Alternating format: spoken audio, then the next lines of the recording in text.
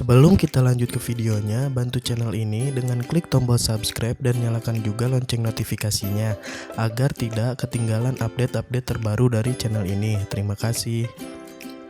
Di sini gua bakal kembali nge-review salah satu ROM base MIUI yang gua rekomendasi sekali untuk teman-teman semua yang sedang kebingungan mencari ROM yang pas dan cocok untuk kebutuhan sehari-hari.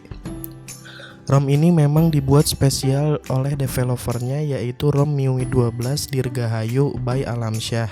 ROM ini sudah menggunakan versi MIUI terbaru, yaitu MIUI 12 dengan sudah terinclude atau terpasang custom kernel di dalamnya. Sebelum kita bahas lebih dalam, seperti biasanya gue bakal nge-review basic settingnya dulu. Buat apa sih bang? Nah, biar kalian semua bisa melihat sedikit gambaran menu-menu ataupun fitur-fitur yang ada pada ROM MIUI 12 Dirgahayu ini. Pada menu tampilan, untuk fitur mode bacanya berfungsi dengan normal. Kita juga dapat mengatur intensitas cahayanya sesuai dengan kenyamanan mata kita. Lalu, terdapat juga fitur skema warna, yang mana fitur ini berfungsi untuk memberikan skema warna yang sesuai dengan kenyamanan mata kita. Pada fitur ini tersedia 3 opsi, yaitu otomatis, tersaturasi, dan juga standar. Semua fitur ini berfungsi dengan normal. Gunanya buat apa sih bang? Kalau buat gue pribadi, dengan adanya fitur ini, kita bisa memilih skema warna hangat ataupun dingin pada warna layar tampilan di ponsel kita. Untuk dark mode-nya itu sendiri berfungsi dengan normal hampir ke semua aplikasi yang memang sudah support mode gelap, seperti Instagram, YouTube, WhatsApp, dan lainnya.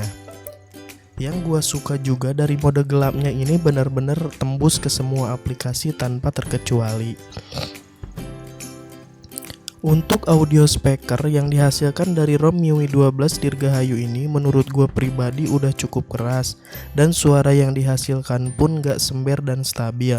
Saran gue kalau mau lebih jos harus udah ada di FW60 ke atas.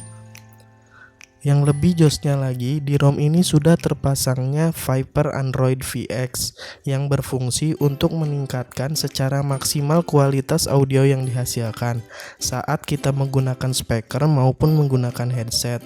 Kita juga bisa memilih beberapa opsi efek yang menarik, yang mana dengan adanya fitur ini buat gua pribadi berguna banget buat denger musik ataupun ngegame. Jos banget pokoknya. Yang terakhir, yang paling spesial dari ROM ini adanya menu baru, yaitu menu Dirgahayu yang tertera jelas saat kita berada di pengaturan, yang mana berisikan fitur-fitur kostumisasi yang sangat-sangat menarik perhatian kita. Ada apaan aja sih bang? Nah, di sini gua hanya akan bahas beberapa menu ataupun fitur yang menurut gua beda dan jos banget.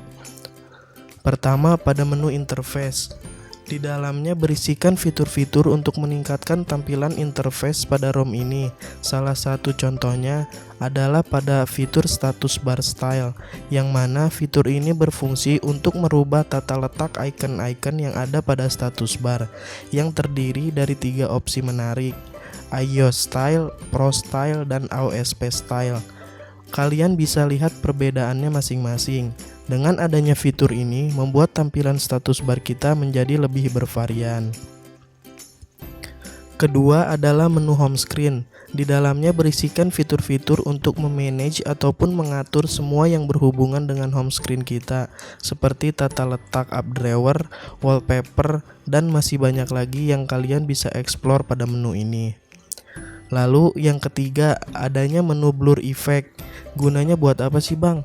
Nah, fitur ini berfungsi untuk membuat blur background pada quick setting. Kita juga bisa mengatur tingkatan pada blur yang kita inginkan. Kalau buat gua pribadi ini cukup keren. Yang keempat, adanya fitur notes dan status bar yang berfungsi untuk mengatur semua yang berhubungan dengan status bar, seperti notifikasi, manage icon-icon, dan juga pengaturan quick setting ataupun mengembalikan style quick setting ke quick setting lama yang ada pada MIUI 11 ke bawah. Dengan adanya fitur ini, buat gua pribadi cukup membantu kita yang tidak suka style quick setting yang ada pada MIUI 12. Yang terakhir yaitu menu negative pulse.